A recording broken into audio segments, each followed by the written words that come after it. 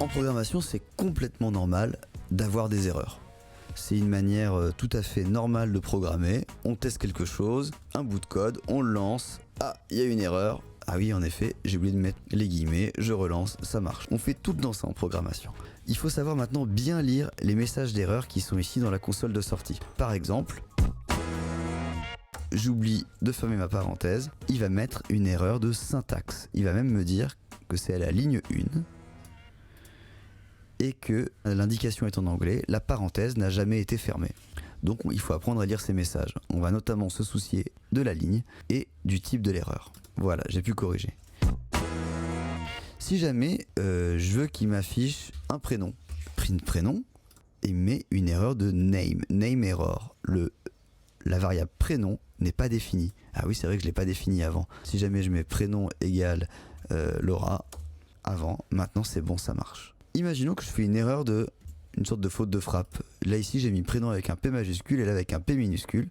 Pareil, il ne comprend pas ce que c'est la variable prénom. Pour lui c'est quelque chose de différent, prénom avec une majuscule ou une minuscule. Donc je vais bien écrire celle-là avec une minuscule aussi. Et là c'est bon, il va la trouver, il va pouvoir l'afficher.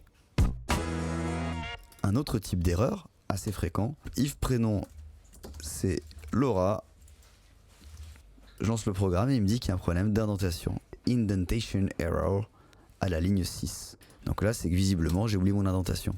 Mais en fait, si jamais je rajoute une indentation là où il n'y a pas besoin, comme ici, je lance mon programme et il va me dire aussi qu'il y a un problème d'indentation. Là, il me dit qu'il y a une indentation qui est inattendue. Ligne 3, en effet, je ne devais pas avoir d'indentation, puisqu'on n'est pas dans un if, on n'est pas dans une boucle. Un autre type d'erreur qu'on a pu voir précédemment, c'était quand on voulait mélanger des nombres et du texte. Par exemple, x égale 3, y égale salut, print x plus y.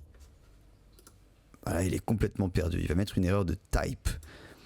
Donc, il ne comprend pas pourquoi on veut additionner un nombre et du texte. Pour lui, ça ne veut rien dire. Donc, on a vu l'erreur de syntaxe, l'erreur d'indentation, l'erreur de type et l'erreur de nom. C'est les 4 erreurs principales que vous allez rencontrer en débutant en Python.